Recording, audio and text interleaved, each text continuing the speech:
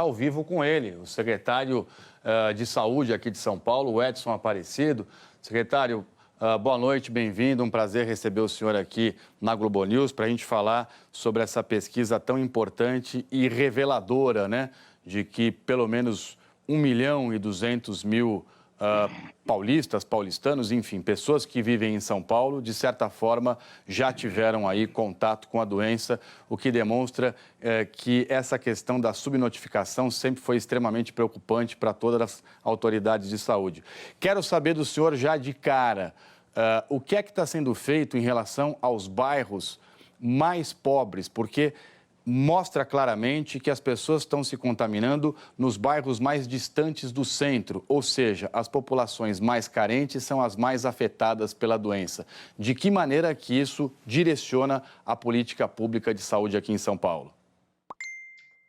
Boa noite, Trali. O estudo feito, o estudo analítico que nos levou à conclusão do inquérito sorológico na cidade é bastante importante. Mostra, como você colocou, uma prevalência de 9,5%, ou seja, quase 1.200.000 pessoas já estão, então, imunizadas na cidade de São Paulo. Também nos foi possível fazer uma checagem entre os casos leves, os casos graves e os óbitos na cidade. O inquérito exatamente vai nos permitir que a gente possa ter um acompanhamento mais detalhado, à luz da realidade que os números nos mostraram em cada distrito. E aí a questão central, a principal questão, é o acompanhamento que a gente já vem fazendo há quase 2 meses, você se lembra, quando nós mudamos o protocolo de atendimento aqui na cidade de São Paulo, onde os casos leves e os casos moderados passaram a ser monitorados pelo sistema de saúde na atenção básica e depois aqueles mais agravados iam para os hospitais de campanha. Hoje, para você ter uma ideia, são 258 mil pessoas monitoradas diariamente pelo sistema de saúde, para que a gente possa acompanhá-los, elas não agravem, não tenham seus sintomas agravados e possam ser tratadas. O inquérito, ele nos mostra também, Thalio, um dado bastante importante, que é o dado de óbitos, né? A mortalidade proporcional na cidade não é aquilo que indicava o número totais de óbitos. Nós tínhamos a Brasilândia, o Sapopemba e o Grajaú como os 3 distritos de maior mortalidade na cidade. O inquérito nos mostrou e a pesquisa nos mostrou que nós temos no distrito do Iguatemi, no Lajeado, em Guaianazes, no Jardim Helena e só depois Brasilândia e Cachoeirinha, proporcionalmente com o maior número de óbitos. Então o inquérito é bastante importante. Agora, isso nos permite ter uma estratégia, avançar na estratégia de monitoramento, de acompanhamento das pessoas sintomáticas em toda a cidade, para que a gente não possa exatamente deixá-los agravar. Então, esse inquérito é a primeira fase que nós agora terminamos, né? Foram 3.300.000 domicílios que foram a base de dados. Os pesquisados foram no território de 472 unidades básicas de saúde. Então, é um inquérito bastante importante. Para você ter uma ideia, países como a Espanha e como a França tiveram uma prevalência de 4 a 5%. Nós chegamos a uma prevalência de 9%. Então, isso significa que aqui já temos uma quantidade maior de pessoas imunizadas e agora o inquérito nos possibilita, em cada distrito, ter uma estratégia específica. Secretário, eu estava conversando com alguns especialistas hoje à tarde para repercutir um pouco esse mapa, né? Esse inquérito epidemiológico, sorológico, enfim, que o senhor conduziu. E há uma preocupação em relação à subnotificação de óbitos. O senhor estava falando em óbitos.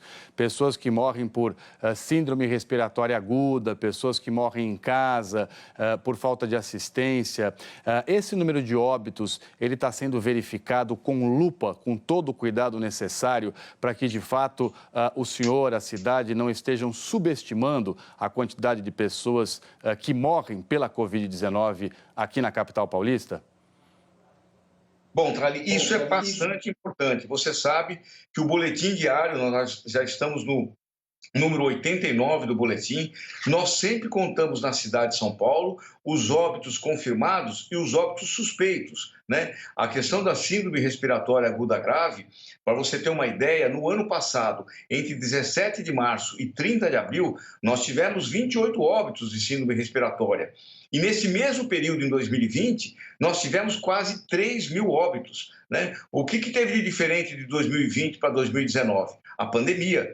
Por isso que nós contabilizamos os óbitos suspeitos na estratégia, na formulação da política pública de saúde na cidade. Nós não podemos deixar de considerar esses óbitos, né? E aquilo que é, sem dúvida nenhuma, o inquérito é bastante importante, porque ele demonstra, de alguma maneira, a subnotificação, mas ele demonstra também, Trali, que se confirma na literatura, também aqui na cidade de São Paulo, que 80% a 85% das pessoas serão contaminadas, né, não vão apresentar nenhum sintoma, né, e cerca de 10% a 15% vão precisar de algum serviço na rede pública de saúde.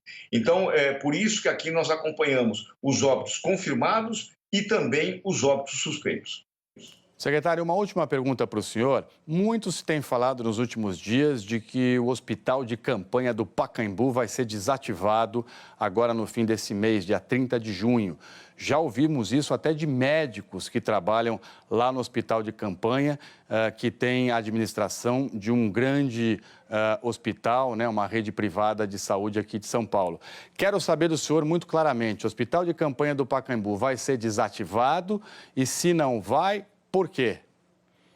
Bom, Trali, os hospitais de campanha cumpriram um papel importantíssimo. A AMB recebeu as pessoas que estavam entrando na doença. O Pacaembu recebeu as pessoas que estavam saindo da doença, saindo da UTI.